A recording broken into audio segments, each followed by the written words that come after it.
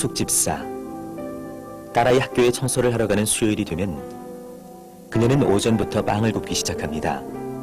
대학에서 피아노를 전공했던 그녀가 피아노 치는 일보다 이렇게 빵 굽는 일을 더 소중히 생각하게 된 것에는 특별한 사연이 있습니다. 17년 전, 그때만 해도 그녀는 누구보다 기독교를 싫어하는 사람들 중에 하나였습니다. 어릴 적부터 불교 집안에서 자랐기에 그녀가 기독교인들을 만날 수는 없었지만 그녀의 기억 속의 기독교인들은 늘 안 좋은 모습이었습니다. 그러다가 결혼한 후에 시작하게 된 피아노 레슨 일로 그녀는 기독교인들의 가정을 방문할 기회가 많아졌습니다. 하지만 그럴수록 기독교에 대한 그녀의 인상은 점점 더 나빠질 뿐이었습니다. 교회 일을 한답시고 집안을 엉망으로 해놓고 다니는 주부들. 자식들 피아노 가르치는 일에만 욕심을 냈지 정작 레슨비 내는 것에는 너무나 인색한 사람들. 그런 사람들이 전도를 하겠다며 하나님의 사랑을 말할 때 그녀는 기독교인들 모두가 진실하지 못한 사람들로 생각될 뿐이었습니다. 어느 날 소연이라는 학생을 소개받았습니다. 그 집 또한 기독교 가정이라는 말을 듣고 그녀는 아무런 기대도 없이 소연이네 집으로 들어갔습니다. 그런데 그 집은 첫인상부터 달랐습니다. 깔끔하게 정돈된 거실과 평온한 집안 분위기. 무엇보다도 소연 어머니의 밝은 인상과 친절한 말씨는 그녀의 마음을 사로잡았습니다. 가정부 아줌마와 기사 아저씨에게도 언제나 한 가족처럼 대해주는 소연 어머니의 온유한 모습은 그녀가 알고 있었던 기독교인들에 대한 편견을 흔들어 놓기 시작했습니다. 언젠가 그녀가 한동안 피아노 레슨을 하지 못한 적이 있었습니다. 첫 아이 출산 후 몸조리를 하기 위해서 한 달 동안 집에서 쉬었기 때문입니다.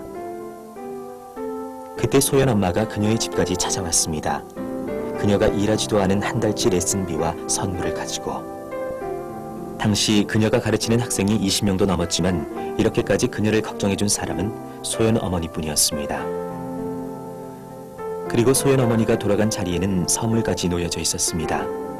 가죽 표지가 예쁜 성경책과 찬송가. 그녀의 가슴 속에서 뭔가 이상한 마음이 올라왔습니다. 어느새 기독교인들에 대한 그녀의 생각은 스스로 놀랄 정도로 달라져 가고 있었습니다. 그 후로 그녀는 소연 어머니가 소개해준 교회 다락방 모임이라는 자리에 나가게 되었습니다. 그때부터 다락방 모임을 한 번도 빠지지 않은 그녀는 순원에서 다락방 순장과 순장 임원으로, 그리고 지금은 교회 집사로서 누구보다 열심히 교회 일에 봉사를 하고 있습니다. 어느새 오븐에서 구수한 빵 냄새가 풍겨나옵니다. 딸아이 학교에 가서 학부모들끼리 청소를 하는 수요일 오후는 그녀가 여러 사람들과 사귈 수 있는 좋은 시간이었습니다. 그래서 청소 후에 학부모들과 함께 이야기를 나누기 위해서 그녀는 수요일마다 손수 빵을 만들어가는 것이었습니다. 이런 작은 정성 하나가 한 영혼을 주님께로 인도하는 소중한 일의 시작이라는 것을 그녀는 누구보다 잘 알고 있었습니다. 오래전 이금숙 씨가 소연 어머니로부터 받았던 사랑과 친절, 그것은 17년이 지난 지금까지 이금숙 집사의 마음속에 남아서 오늘 또 다른 누군가에게 조용히 흘러가고 있습니다.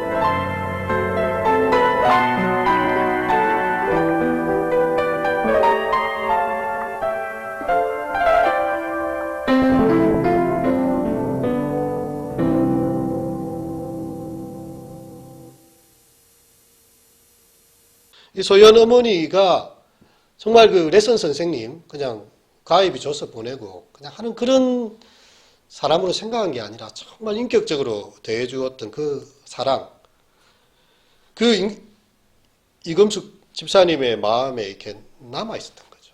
그리고 누군가에게 또다시 흘러가게 되는 그런 것이 된 것입니다. 그럼 신앙생활을 어떻게 하는 겁니까? 삶으로 꽃이 피어나 열매를 맺어야 되는 거죠. 여러분, 신앙생활이라는 것은 교회 안에 와가지고 뭐 대단히 지구의 온 세상을 다 구원할 것처럼 막 기도하는 것이 아닙니다. 내 옆에 있는 연약한 사람 한 사람에게 한 것이 내게 한 것이라 했거든요. 예수님. 오늘 새벽에도 이렇게 마가복음 지금 이제 설교를 이 사순절에 하고 있는데, 서기관들은요 긴 옷을 입고 기도를 길게 하는 걸 좋아했어요. 그럼 사람들이 종교적인 사람이고 하나님 열심히 섬긴다. 근데 뒤로는 과부의 가산을 삼키는 거예요. 굉장히 외식적인 모습이었습니다. 예수님께서 이 성전이 다 돌 위에 돌 하나도 남지 않을 것이다. 여러분, 종교 생활이 그야말로 이 교회에 와서 예배 드리고 뭐 기도할 때 뭐 기도하고 뭐 이런 중요하지 않습니다. 하나님 앞에서 은밀하게 골방에 들어가서 기도해도 돼요. 그거는 정말 또 성령의 감동에서 크게 기도할 수도 있고. 근데 그 결과가 이제 나오는 게 뭔가 하면 내 곁에 지극히 작은 사람한테 예수님 대하듯이 하고 있는가? 이 부지 중에 천사를 대접한다고 했지 않았습니까? 이게 신앙생활인 거예요. 내 주변의 사람들이 나를 만나면 당신 때문에 내 교회 안 나간다. 이렇게 말하면요, 이 복음을 가로막는 거 바리새인들이 다 그렇게 했지 않습니까? 자기도 천국에 안 들어가요. 바리새인들도 천국에 들어가는 사람들도 다 막습니다. 그 외식하는 것 때문에. 말은 얼마나 바리새인들이 잘하는지. 성경을 줄줄줄 깨고 있는데요, 행위는 본받지 말아라. 예수님께서 아주 허를 찌르셨어요. 회칠한 무덤과 같다. 이러면 이 이스라엘 사람들은 이 나그네가 갑자기 길에서 죽거나 객사한 사람들이 있으면요, 거기다가 이제 무덤을 만들어 줬어요. 그리고 이제 여기다 회를 칠해놔요. 하얗게. 여기는 사람의 무덤이 있던 자리다. 회를 칠해놓으니까 깨끗하게 보이잖아요. 하지만 그 안에 죽은 것이 가득하고 냄새가 나는 겁니다. 겉으로는 번지락하게 뭐 있어도 실상은 다 보지 않습니까? 예. 뭐 불교를 믿는 사람이나 뭐 천주교 믿는 사람이 사기를 치고 못된 일을 한다고 해서 사람들이 어떻게 불교를 믿으면서 뭐 그럴 수가 있다 이런 사람 없어요. 근데 예수 믿는 사람들한테는 아니 어떻게 예수를 믿으면서 그럴 수가 있나 이렇게 이야기를 해요. 여러분 이게 무슨 차이일까요? 그래도 기독교에는 조금 다르다는 거죠. 예, 불교의 우리 역사 속에서 불교의 신라 천년 역사부터 시작해서 오면서 얼마나 불교의 타락을 다 봤거든요. 그러니까 온갖 그런 말들이 생겨난 거죠. 기대가 없어요, 아예. 근데 기독교를 믿고 예수 믿는 사람들은 그래도 교인들은 그러면 안 된다. 자기들은 나쁜 일을 하고 막 사기치고 하면서도 그리스도인들은 그러면 안 된다는 게 그래도 기독교에 대한 기대가 있기 때문입니다. 근데 그런 말조차 없어지기 시작하면요, 기독교는 이제 맛을 잃은 소금이 되어버린 거죠. 더 이상 쓸모가 없어요. 발에 밟히기 시작합니다. 던져버립니다. 쓸모가 없는. 예수님께서 소금으로 우리를 세상에 부패를 방지하고 변화를 주라고 했는데 세상과 똑같아지면요, 이렇게 길에 던져서 사람들 발에 밟힐 뿐이지 않겠습니까? 제가 예전에 이 대학생 때 이 책을 한 권 읽은 적이 있었는데, 이 블로흐라는 사람의 신학 서적이었어요. 근데 여기에 보니까 이런 이야기가 나왔습니다. 어떤 사람이 샴푸를 선전을 하는 거예요.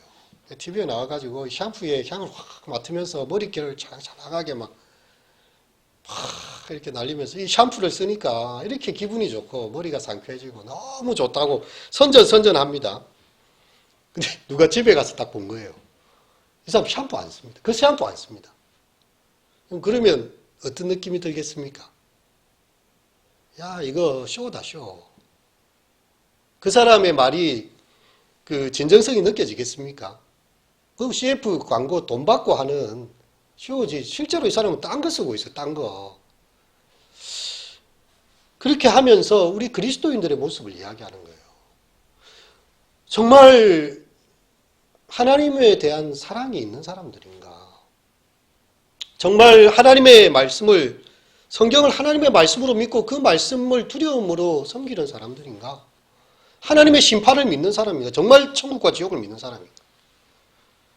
근데 예수 믿는 것 같은 사람인데도 교회에서 뭐 이렇게 오랫동안 신앙생활을 했는데 하나도 본을 받을 게 없어요. 본을 받을 게 있다면 저 사람처럼 되지 말라는 본을 준다면요, 누가 그 사람이 믿는 믿음을 관심을 갖겠습니까? 초대교회를 딱 보면 초대교인들이 뭐 이렇게 물론 전도를 하긴 했지만 거의 많은 경우에 보면요, 사람들이 초대교인들의 삶을 보면서 질문을 일으켰어요. 그래서 베드로 사도가 이야기를 하죠. 너희 속에 있는 소망에 관하여 묻는 자들에게 이렇게 이야기했어요. 그리스도인들이 예수를 믿는 순간 내 이웃을 내 몸처럼 사랑하라 했으니까 진짜 그렇게 사는 것입니다. 목숨을 다해 하나님 사랑하라 했고, 그래서 그 당시에도 이렇게 질병이 막 창궐한 거예요. 사람들이 다 로마 사람들이 막 겁을 냅니다. 이런 전염병이 일어나니까. 그런데 예수 믿는 사람들은 그 질병 걸린 사람들 찾아가는 거예요. 의문을 일으키세요. 저 사람들이 이렇게 좀 미쳤나? 아니 지금 피해다야 될 곳에 지금 가가지고 지금 뭘 하겠다 하는 것인가?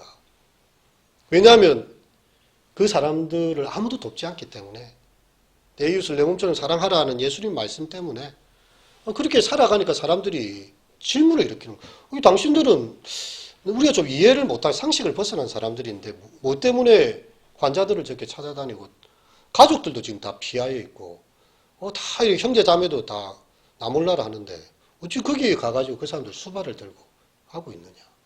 소망에 대해서 물었어요, 사람들이. 이게 그 초대교회에 이렇게 기록이 나옵니다. 그러면 이제 예수님 사랑 때문에, 예수님 우리를 위해 십자가에 죽으셨는데 우리는 이렇게 할 수밖에 없다. 이제 소망에 대해서 묻는 사람도 있으면 대답을 해주는, 대답이 준비되어 있다는 것은요, 삶이 다 향기가 나고 있다는 거예요. 근데 우리 주변에 내 삶에 대해서 아무도 질문을 안 해요. 당신 어느 교회 다니십니까? 혹시 교회 다니십니까? 혹은 뭐 이렇게 대해서 아무도 질문을 안 해요. 그럼 우리는요, 똑같이 살고 있다는 거예요. 그 사람이나 도찐개 지닌 거죠. 50보 100보에 그냥 니나 내나 뭐 살아가는 거 다 탐심에 의해서 살아가고 자기 이익 챙기는 것, 예수님 사도들이 더 챙기고 막 이러면 누가 관심이 있어 하고 누가 이 예수 믿는 사람에 대해서 질문이나 하나 하겠습니까? 여러분, 이것이 바로 신앙생활이 얼마나 우리에게 중요한가를 보여주는 것이지요. 여러분, 가정과 직장을 등한시하고 날마다 교회에 와 있고 뭐 기도원에만 쫓아다니는 그게 신앙생활이 아닙니다. 혹은 주일날 교회 안에서만 하나님 계신 것처럼 행동하고 밖에 나가면 그냥 카멜레온처럼 또 그 상황에 맞게끔 그렇게 하나님 안 계신 것처럼 행동하고 아무렇게나 사는 것은 그리스도인이 아닙니다. 그는 종교생활을 하는 사람입니다. 우리 종교생활을 하는 사람들 많이 보지 않습니까? 그 사람들 때문에 교회가 복음이 안 전해지는 거예요, 사실은. 예. 혹시 우리 자신에게도 물어봐야 됩니다. 아, 내가 너무 내 자신에게 충실하게 살아서 아무도 내게 교회 가달라, 너 교회 어느 교회냐, 네가 하나님 어떤 분이냐라고 아무도 질문하지 않는, 나는 혹시 복음을 가로막고 있는 사람은 아닌가? 여러분, 신앙생활 한다는 것은요, 우리의 삶 전부를 하나님이 기뻐하시는 그런 산채물로 드리는 것입니다. 여기 박지성 선수 이렇게 2개의 심장 이렇게 표현을 했는데 얼마나 열심히 뛰어다니는지. 여러분, 심장을 달지 않고 우리가 살아가는 곳이 없지 않습니까? 내가 예수를 믿은 순간 우리가 기억해야 될 거는요, 여러분, 교회가 무엇입니까? 여러분, 이것이 교회입니까? 이 예배당이죠, 예배당. 이거는 교회가 아닙니다. 성경에서는 건물을 교회라고 지칭한 적이 없습니다. 에클레시아, 밖으로 불러낸 사람들의 모임. 그리고 교회는요, 진리의 기둥과 터고 두세 사람이라도 주님의 이름으로 모여 있는 곳에 내가 함께 있는 것. 하나님이 함께 계신 곳이 어디나 교회입니다. 여러분, 저 북한이나 이슬람권에 예배당을 제대로 세워놓고 그렇게 예배드리는 사람들요, 그렇게 제대로 신앙생활 하는 사람은 그렇게 할 수가 없어요. 왜냐하면 중국 정부나 이런 데서 가르칠 것만 가르치고 하지 말 것을 하지 말아라, 이렇게 약간 형식적으로, 우리도 종교에 자유가 있다는 걸 전시하기 위해서 만들어 놓은 삼자교회 같은 거 있거든요. 그런데 진짜 교인들은 지하교회에 있습니다. 건물도 하나 없어요. 가정에 3, 4, 5 모여가지고 성경 읽고요, 목숨 내놓고 예수 믿는 사람들이. 교회당이 없어요. 하지만 그들은 교회입니다. 비록 우리가 볼 때는 정말 어렵고 힘든 모습처럼 보이지만 예수 그리스도를 주라 고백하고요. 정말 초대교회의 모습들이 서로 사랑하고 자기 것을 자기 것이라 하지 않고 함께 나누는 모습들이 있을 때에 너희가 하나님을 본 사람이 없지만 만약 우리가 서로 사랑하면 하나님 거기 거하신다고 했어요. 그래서 사랑 안에 있을 때에 거기가 바로 교회고요. 거기가 주님 계신 곳입니다. 우리가 이 고린도전서 3장 16절 말씀 기억해야 하는데요. 너희가 하나님의 성전인 것과 너희라고 했습니다. 복수고 공동체입니다. 너희가 하나님의 성전인 것과 하나님의 성령이 너희 안에 거하시는 것을 알지 못하느냐. 우리가 바로 교회예요. 우리 그 성가대 찬양 불렀잖아요. 우리가 교회입니다. 움직이는 교회예요. 내가 가는 곳마다 사람들이 누군가 나의 모습을 보고 참 저분도 사는 것 저렇게 뭐 내보다 더 나아 보이는 것 같지도 않는데 어떻게 보면 내보다 더 불쌍한 처지에 있는 사람이 내보다 베풀기가 더 많이 베풀어. 그게 의문을 일으키지 않겠습니까? 있는 사람이 돈 쓰는 거야 뭐. 그래도 뭐 살만하니까 그렇겠지라고 생각을 할 텐데 없어요. 자기도 그거 아껴가지고 아이고 이분 이거 힘든데 이거 뭐라도 하나 나누자 하면 의문이 생깁니다. 저 사람은 내보다 뭐 그렇게 잘 사는 것 같지 않는데 어찌 저희의 마음에는 이렇게 너그러운 마음이 있는가. 뭐 사는 게 다 비슷하고 힘든 시절인데 여러분 우리가 하나님의 성전이라는 것을 기억해요. 여러분 이 건물요 여기 와서 포크레인이 해가지고 다 무너집니다. 그럼 이게 없어진다고 교회가 없어집니까? 예배당이 사라지고 또 새로운 건물을 짓기도 하고 없을 수도 있는 겁니다. 하지만 믿음의 공동체는 사라지지 않아요. 믿음의 공동체는 하나님 나라 이럴 때까지 우리가 함께 가는 길을 가는 그런 사람들이 되는 것입니다. 신앙생활을 위해서 필요한 것이 있고요. 주의해야 될 것이 있는데 바로 이 오늘의 말씀, 히브리서 말씀이 그것입니다.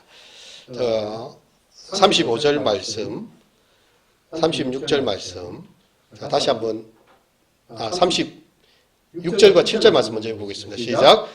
너희에게 인내가 필요함은 너희가 하나님의 뜻을 행한 후에 약속하신 것을 받기 위함이라. 잠시 잠깐 후면 오시리가 오시리니 지체하지 아니하시리라. 그래서 잠시 잠깐 후면 주님이 곧 오신다는 것입니다. 그래서 우리가 인내의 시간을 견디어내야 된다. 너희에게 인내가 필요하다. 하나님의 뜻을 행한 후에 약속을 받기 위해서 잠시 잠깐 후면 오시리가 오시리니 지체하지 않을 것이다. 우리가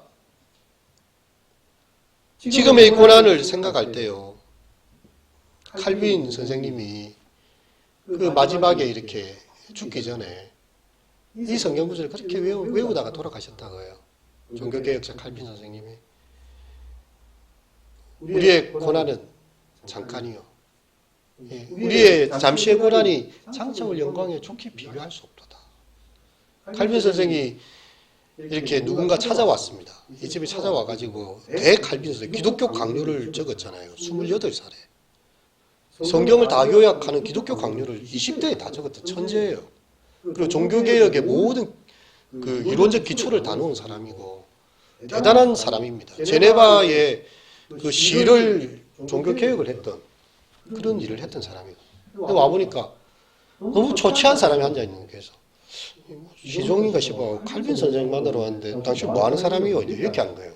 얼굴을 보고 제가 칼빈입니다. 얼마나 검소하게 살았는지 그냥 아무런 게 없었어요. 그냥 장차 나타날 영광에 좋게 비교할 수 없는 잠시 잠깐 오면 주님 오실 것이다 생각하고요. 현재의 고난은 장차 나타날 영광에 좋게 비교할 수 없다. 그런 신념을 가지고 살았어요. 종교개혁자들은 말로 한 게 아니고요. 삶이 그것을 보여줬어요. 그 당시에 대주교들이나 카톨릭 사제들은 어떻게 했습니까?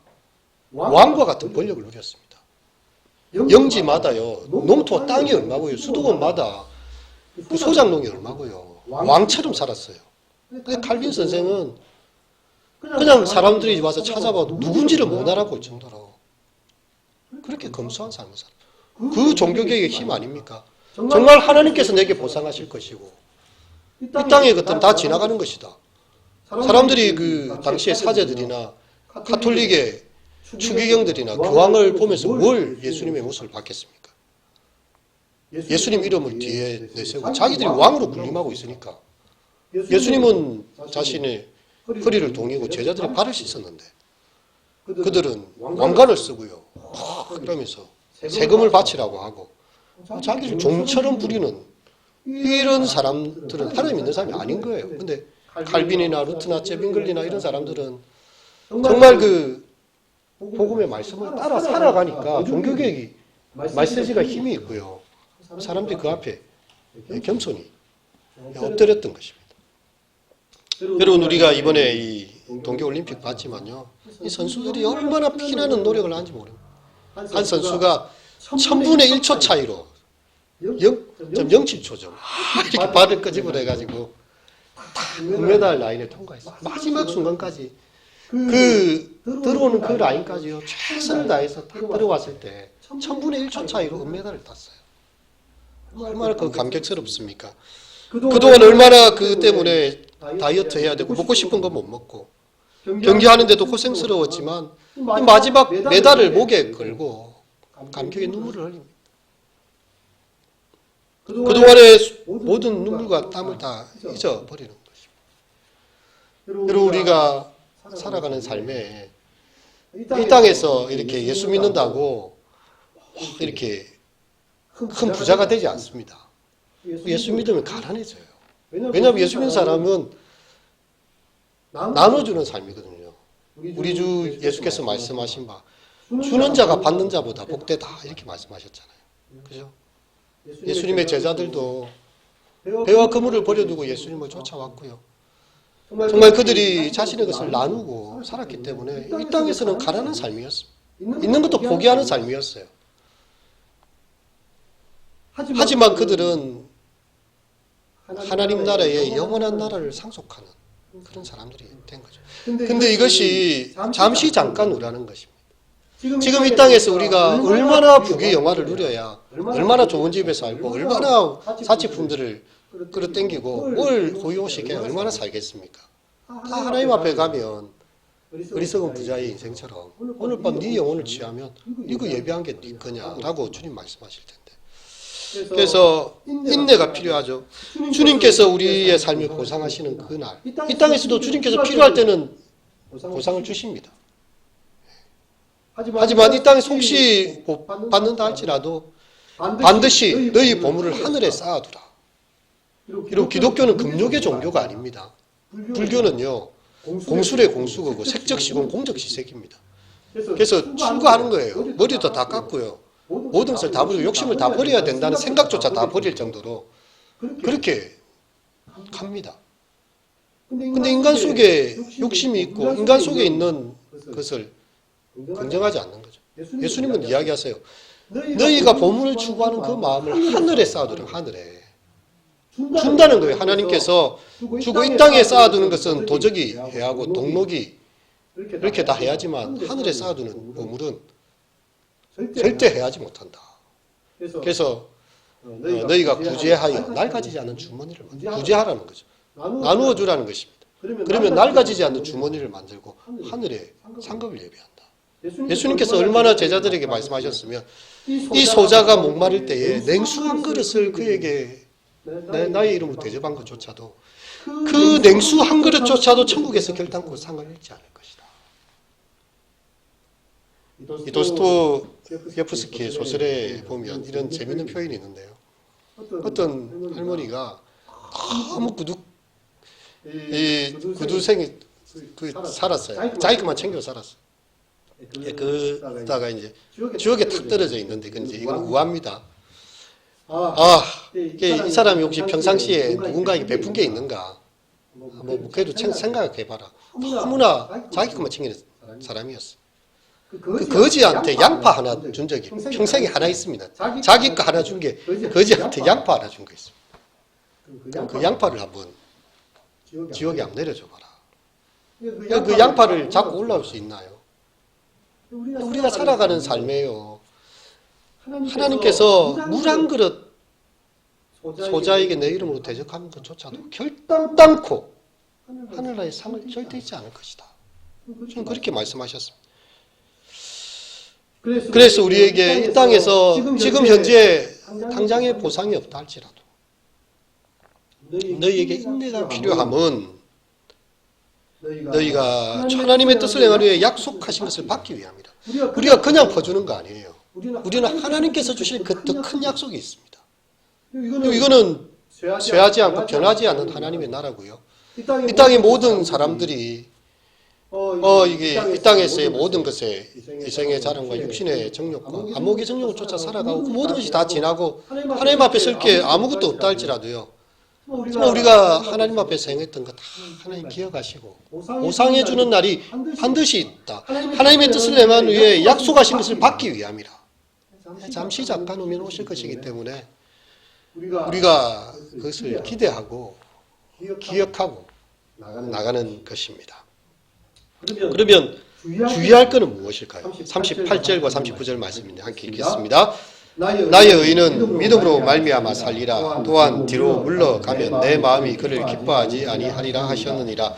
우리는 뒤로 물러가 멸망할 자가 아니요 오직 영혼을 구원하며 이르는 믿음을 가진 자니라. 예수 믿고 나도요, 이 사람의 인생이 끝까지 신앙생활 하기가 쉽지 않습니다. 이 지금 세가족 성경 공부잖아요. 예수 믿을 때는 내가 정말 하나님의 말씀을 쫓아서 거룩한 삶을 살고 하나님의 자녀로 살겠다는 굳은 결심을 누구나 합니다. 세례받을 때에 정말 나를 지옥의 권세에서 어둠의 권세에서 불러내 하나님의 아들의 자녀의 나라로 옮기셨고 정말 구원의 백성이 되게 하였던 것에 대해서 감격을 하면서 세례를 받아요. 하지만 우리는 현실 속에 끊임없이 부딪힙니다. 그러다 보면 자꾸만 뒤를 돌아보게 해요. 예수님께서도 이게 어떤 사람이 나왔잖아요. 예수님, 우리 아버지가 이렇게 이 장사를 내가 해야 돼서 이거 마치고 오겠습니다. 쟁기를 잡고 뒤를 돌아보는 자는 하나님 나라에 합당치 않다. 지금 쟁기를 잡으면 앞을 보고 가야 되는 거예요. 근데 계속 뒤를 돌아보고 쟁기도 안 잡히고 뒤에 일도 안 되고 둘 다 안 되는 거예요. 그래서 마음을 정해라. 그렇게 주님 말씀하고 계신 거죠. 우리가 잘 아는 롯과 그 가족들이 소돔성을 나오게 됐어요. 불과 유황비가 때려붙습니다. 그곳에 의인 10명이 없었어요. 그 도성은 장차 망하는 성이었습니다. 천사가 가서 정말 그 롯과 그 가족들, 딸들 다 데려오려고 합니다. 사위들도 데려오려고 하니까 사위들이 그렇게 이야기하죠. 아이 장인들은 우리가 지금 살아가는 이 소돔과 고모라가 얼마나 번영한 도시고 이 마늘 하늘에 무슨 불과 유황이 내린다고. 농담도 그런 농담하지 마요. 농담으로 얘기해요. 농담으로. 천사가 와서 이 밤에 지금 이가 불비로 다 끝날 것이고 끝장이 날 것인데 빨리 도망가야 된다. 이제 나옵니다. 근데 롯의 처가 어땠습니까? 갑자기 나와야 되니까 가지고 온 게 없어요. 그래서 어떻게 합니까? 이게 롯의 처가 있던 그 소금 기둥이 뒤를 돌아보지 말랬는데. 여러분 이 믿음의 길에 들어서지만요 계속 우리는 뒤를 돌아봅니다. 아이고 내가 예수 믿기 전에 내가 좋아하는 게 너무 많았는데 내가 조금 더 뭐 좀 해놓고 또 예수를 믿어야 돼. 무엇이 이렇게 하면서요. 이런 우리는 강을 건너는 사람이에요. 더 이상 돌아올 수 없는 강을 건너는 사람. 예수를 믿는다는 것은요 결단의 삶이 되는 것입니다. 천국을 바라보고 앞을 향해 나아가는데 아이고 뭐 이번 한 번만 그냥 뭐 여기 빠지면 안 됩니까? 한 번 더 할 수도 있죠. 이렇게 이제 한 번, 두 번, 세 번, 네 번 계속 하다 보면 나중에는 미안해지고 어색해지다가 뭐 이왕 버린 거 뭐 내가 꼭 교회 가야 되겠습니까? 요즘은 그래요 사람들이. 꼭 교회 가야 됩니까? 그게 뭐 특별한 사람들의 이야기가 아니에요. 굉장히 열심히 신앙생활 했던 사람들이 그러는 거예요. 아니, 지금 이 시국에 교회 가서 가야 되겠습니까? 1년, 2년 그냥 지나다 보니까 자기도 모르게 이제 집에서 편안해졌거든요. 우리가 이 함정이 있어요, 함정이. 예. 우리가 하나를 타협하면요. 거기서 끝이 나는 게 아니고 두 개가 타협이 되고 10개가 타협이 돼요. 그래서 우리가 내가 뭔가 뒤로 물러나 가지고 심륜에 빠질만 할 때에 예. 우리 이 말씀을 기억해야 돼요. 나의 의인은 믿음으로 말미암아 살리라. 또한 뒤로 물러가지 아니하면 내 마음이 그를 기뻐 물러가면 그를 기뻐하지 아니하였으리라. 우리는 뒤로 물러가서 멸망에 빠질 사람이 아니에요. 믿음의 그 앞을 향해서 내가 어제보다 오늘 더 신앙생활 잘 해야 되지 않겠습니까? 오늘보다 내일은 좀 더 신앙생활 잘 해야 되지 않겠습니까? 우리가 손양호 목사님처럼 그 나환자의 피고름을 빨지는 못해도 손양호 목사님이 왜 그걸 했겠어요? 맥켄지 선교사, 호주 선교사가 우리 부산에 와가지고 보니까 경도하고 저기 용호동 간만동 쪽에 나환자들이 있는 거예요. 가족들도 안 보는 거예요. 치료약이 없어요. 맥켄지 선교사가 가서 피고름을 일부러 빨아낸 거예요. 그걸 손양은 청년 송양훈이 봤습니다. 예수 이렇게 믿어야 되는구나. 그 손양훈 목사님도 소록도에 가서 그렇게 한 거예요. 그 사람들이 아니 환자들 가족들도 나 몰라라고 친구도 그 사람하고 말도 안 섞으려고 하는데 그 서양 사람이 와가지고 아무리 연고도 없는 사람이 입으로 피고름을 빨아내서 환자의 환풀을 치료한 거 보면서 손양훈 목사님이 사랑의 원자탄 그 책 읽어보면 나오지 않습니까? 그 맥켄지 선교사의 삶을 본 거예요. 우리가 그렇게 하지는 못한다 할지라도 내가 지금 어제 신앙생활 했던 것보다는 오늘 조금 나아져야 안 되겠습니까? 성경을 조금이라도 더 보고 정말 하나님 앞에서 진실한 기도를 한 번이라도 더 드리고 내가 돌봐야 될 물론 어렵지요. 사는 게 쉽지 않습니다. 녹록하지 않습니다. 하지만 그것을 조금을 쪼개서 또 나눠주고 이렇게 하는 것이 바로 예수님 닮는 삶이다. 그래서 우리 믿음이 한 걸음씩 한 걸음씩 전진을 해가야 된다. 우리 세 번째 신앙의 걸림돌이 있습니다. 이거 예수님께서도 이렇게 광야에 40일간 줄이셨어요. 성령에 걸려 광야에 나가셨는데 줄이셨어요. 배가 고프십니다. 근데 사탄이 나타나서 정말 유혹 같은 유혹을 합니다. 너가 만일 하나님의 아들이거든 이 돌들을 명하여 뭐가 되게 하라? 떡덩이가 되게. 예수님한테 굉장히 솔깃한 말 아닙니까? 인간의 육신을 가지신 예수님이에요. 우리처럼 피곤하고 잠도 오시고요. 배도 고프신 분입니다. 너가 하나님의 아들인 것도 증명해주고 돌도 떡덩이를 만들면 얼마나 좋겠는가.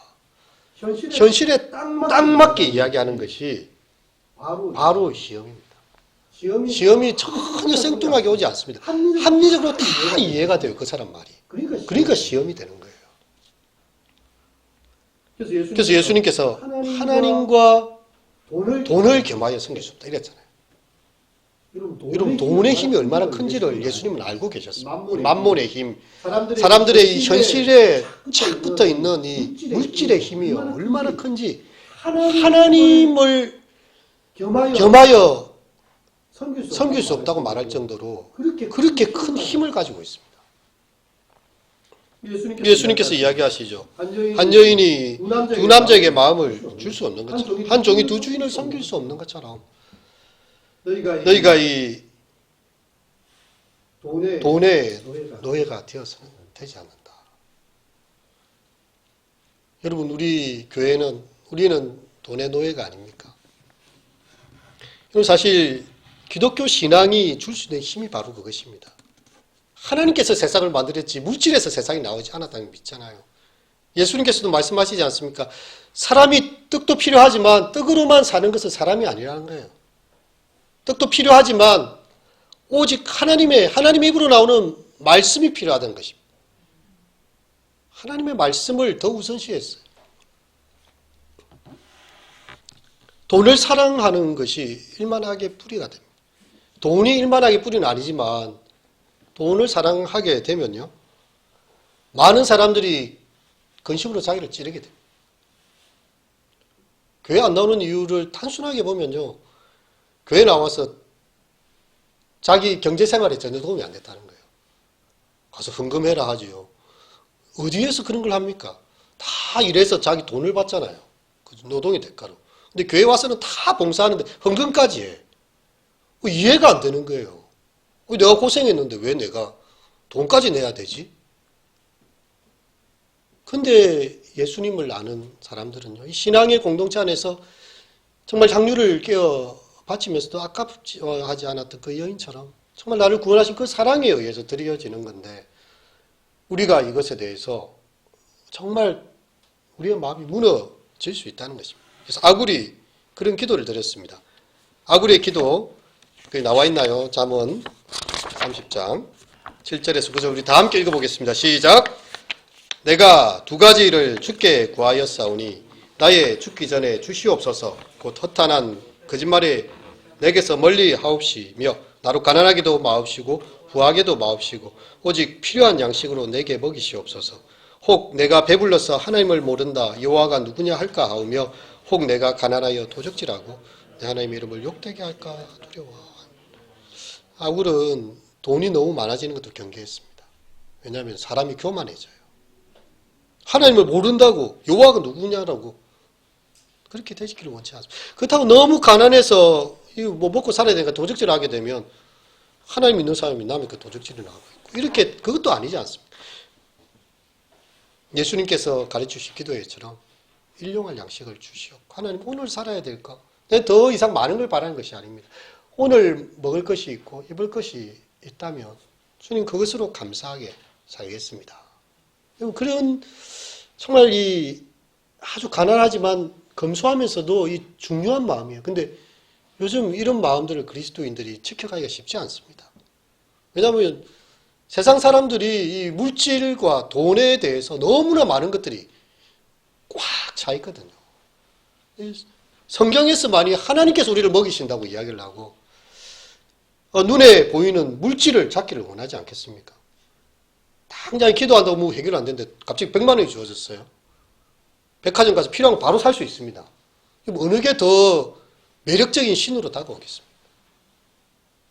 여러분 우리가 이 물질주의 사회를 살고 있지만 그리스도 안에서 하나님의 공급하심을 받고요. 떡으로만 사는 게 아니라 하나님 말씀으로 나오는 말씀으로 산다.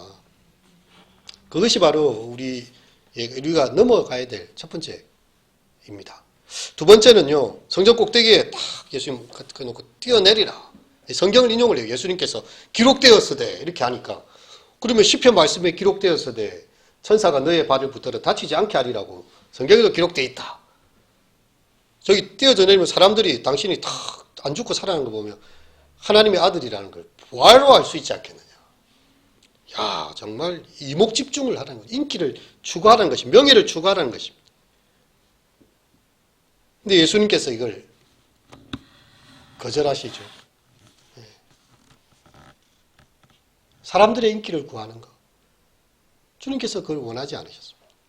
그래서 우리가 살아가는 삶에 참 우리가 이해 안 되는 것이 그것이지 않습니까? 오른손이 아니라 왼손이 모르게 하라는 거예요. 어떻게 오른손이 아니라 왼손이 모를 수가 있습니까? 그만큼 자기가 드러나기를 그렇게 조심하고 그렇게 자신을 감추고요. 세상의 명예를 구하지 않는 삶을 그리스도인들이 살아가는 거예요. 근데 사람들이 궁금해해요. 도대체 이것을 안 사람이 누구냐? 알고 보니 크리스찬인 거예요. 거기서 감동이 있는 거예요. 어떤 사람이 수혜민들한테 엄청나게 기부를 하고 나서 딱 한마디 하는 게 있습니다. 야, 이때 기자가 와가지고 이 사진 딱 찍을 기사를 안 내줘야 되는데. 내가 한 게 드러나야 된다는 거죠. 왜 방송국에서 다 이름 다 올립니까? 그 사람 이름을 기억해 준다는 거예요. 당신 이름이 TV에 나왔다. 여기 50만 원 기증했다는 거. 그것조차도 원하지 않는 이목 집중의 시험을 이겨낼 수 있습니다. 이것도 쉽지 않은 시험입니다. 어떻게든 나를 좀 알아줘야 돼요. 교회 목사님이든 교회 중직자들이 내 와서 교회에서 청소하고 보이지 않게 수고하고 애쓰는 거 말해줘야 되는데 아무도 몰라. 열심히 일하는데. 이거 주님께서 나를 알고 계시면 그것으로 족할 수 있는 마음이 정말 있습니까? 정말 수고하신다고 막 이렇게 칭찬해주고 그것조차도 내려놓을 수 있어요. 예수님께서는 이목에 집중되기를 원하지 아니하셨습니다. 마지막은요. 높은 산에 들어가 천하만국 영광을 다 보여줍니다. 내한테 절만 한번 하면 이 모든 것을 너에게 주겠다. 권력 추구죠. 힘입니다. 예수님은 십자가 지시고 고난 당하셔서 고난을 통해 자기의 영광에 들어가셔야 되는 그 길을, 어려운 길을 가고 계셔야 되는데 이 사단한테 절만 한 번 하면 천하만국 영광을 다 주겠다는 거예요. 여러분, 이것에 안 넘어갈 사람이 어디 있겠습니까? 예수님도 그렇게 시험을 합니다. 예수님께서 물리치시죠. 주너희 하나님 시험하지 말라. 하나님만 섬기고 다만 그를 경배할 것이다. 어떻게 너를 네 앞에 천하만국이고 뭐고 네 앞에 어떻게 절하노? 하나님 외에 누가 경배를 받으신단 말인가? 사단의 예수님을 시험했다면 우리도 오늘날 시험합니다. 저도 시험하고요. 우리 장로님도 시험하고 권사님, 집사님 다 시험합니다. 각각 그런 시험들이 있을 거예요. 그때에 이게 올 게 왔구나. 정말 주님 앞에서 우리가 이제 깨어 있어야 되는 것이죠. 이게 걸림돌입니다. 그렇다면 우리에게 디딤돌은 무엇일까요? 그냥 우리의 말씀이 로마서 14장 말씀처럼 우리가 살아도 주를 위하여 살고 죽어도 주를 위하여 죽나니 그러므로 사나 죽으나 주의 것이로다. 하나님께서 나를 살게 하시면 감사함으로 또 살고 욕심을 피우지 않고 주님께 내 삶을 맡겨드리는 거죠. 어떤 숙명론이 아닙니다. 인격적인 하나님 앞에서 나를 더 잘 아시는 하나님, 내 삶의 모든 것이 다 주님의 손, 내가 원하는 대로 되지 않는다 할지라도 주님 나를 다 알고 계시니 주님 뜻대로 이루어지다. 여러분, 그 신앙이 결코 쉽지 않습니다. 살아보니까 그렇지 않습니까? 내 원하는 대로, 내 원하는 때에 이렇게 해줘야지. 여러분, 이게 우리의 마음이에요. 하지만 우리의 삶을 주님 앞에 맡겨드리는 삶이고요. 우리가 이제 질문하게 되죠. 예수님이라면 과연 이때 어떻게 하시겠는가? 우리의 급하고 빠르게 가는 마음을 잠시 멈추어 놓고 예수님이라면 이때 화를 내셨을까? 아니면 참으셨을까? 예수님이라면 어떻게 하셨을까? 이렇게 스타티오라고 합니다. 중세의 수도사들은 뭔가 막 이렇게 마음이 분심이 생기고 막 쪼개기 시작하면 하더니 멈춰요, 갑자기. 옆에 사람이 보면 멍 때리고 있는 것 같아요. 조용하게 기도하는 거예요. 너무 급하게 앞서가지 않도록. 그래서 쏟아놓은 말은 다시 주워 담을 수도 없고 하나님 앞에 차라리 침묵을 지키고 입에다가 황금 비늘을 물죠. 침묵을 하는 거예요. 억울한 일 당해도 주를 위해 참는 것입니다. 예수님이라면 좀 어떻게 하셨을까? 당장 화를 폭발시키고 싶은 상황도 있습니다. 하지만 예수님이라면 하면서 한번 넘어가고 나면요, 나중에 다 또 이해가 되는 때가 와요. 근데 이거 순간 폭발을 하게 되거든요. 그리고 이제 말씀입니다. 사람이 떡으로만 사는 것이 아니라 하나님의 모든 말씀. 그래서 성경을 많이 읽어야 되고요. 읽는 것만으로 부족합니다. 성경의 말씀을 살아내야 돼요. 내가 오늘 10개의 말씀을 들었다면 딱 한 가지라도 오늘 말씀 내 마음에 탁 주어진 게 있다면 내가 이거 하나 실천해 보는 거예요. 아무 관심 없고 생각도 없었는데 누구 아무개 오늘 못 나오셨는데 어디 힘드시거나 아프진 않아요. 문자 하나 보내는 거예요. 여러분, 문자도 관심 없으면 안 갑니다. 그죠? 이 사람 전화를 안 받을 수도 있어요. 잘 모르지만 당신을 위해서 내가 기도합니다. 문자 하나 보내는 작은 실천도요.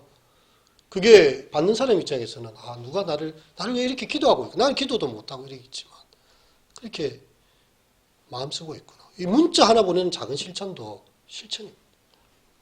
그래서 이 말씀을 따라서 이 예언의 말씀을 읽는 자와 듣는 자들과 그 가운데 기록한 것을 지키는 자들이 복이 있나니 때가 가까웁니다.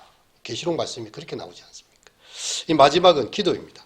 자, 여기 5손가락 기도법을 하겠습니다. 손을 한번 쫙 펴보십시오. 중요합니다. 딱 이렇게 보십시오. 첫 번째, 하나님 아버지. 기도의 대상이 분명해요. 우리가 신이시여 막연하게 기도한 게 아니라 하나님 아버지께 기도한다는 거. 그리고 두 번째는요, 감사합니다. 우리 초신자들한테 가르쳐 주는 거예요. 하나님께서 주신 일들을 생각해봐라. 세워보아라. 감사할 일이 너무 많다. 당연한 게 하나도 없다. 이렇게 한번 생각해 보면요, 스타티오에서 한번 되돌아보면 불평 있던 사람도 내가 불평할 수 있는 입이 있고 내 생각이 건전하고 사고가 건강하니까 불평도 하는 거잖아요. 그죠? 그래도 이렇게 불평할 수 있는 친구가 있고 마음이 터 있는 사람이 있으니까 또 불평도 할 수 있는 거. 감사할 게 있지 않나요? 세 번째는 뭡니까? 얘가 제일 이렇게 탁 튀어나왔어요. 아주 교만한 우리의 모습입니다. 용서해 주세요. 하나님, 나의 허물, 나의 이중적인 모습, 정말 예수님 따라 살지 못하고 용서해 주세요. 그 다음 네 번째는 약진은 우리 약하잖아요. 도와주세요, 하나님. 도와주세요. 마지막은 자, 우리가 약속할 때 뭘로 합니까? 딱 이야기하고 약속을 딱 걸죠. 누구의 이름으로? 예수님. 너희가 지금까지 구하지 아니하여 했으나 이제는 내 이름으로 구하라. 그래야만 이루죠. 그래서 예수님의 이름으로 기도. 이 초신자들한테 가르쳐 주는 거예요. 하나님 아버지를 부르고 하나님에 대한 감사를 생각하고 나의 교만하고 연약함들을 회개하고 주님께 도움을 간구하고요. 예수님 이름으로 기도할 때 주님 우리를 도와주신다. 예, 우리가 참